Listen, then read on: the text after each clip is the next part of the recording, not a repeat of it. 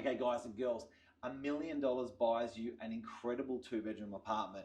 Big dining room table, big lounge room. The corker with this place is the incredible outdoor area that is very, very popular. Now, the second room's in a versatile location because what you can do is you can use it as a second bedroom, no problems, or it can actually be another living area, or it can be an office because it goes out to that courtyard. It makes it special. Now, why do people love courtyard apartments? The retirees like it because there's no stairs and they like something a little bit more than their unit to go out to. Young families like it if they have little kids. It's safe and it's somewhere for the little one to go and play.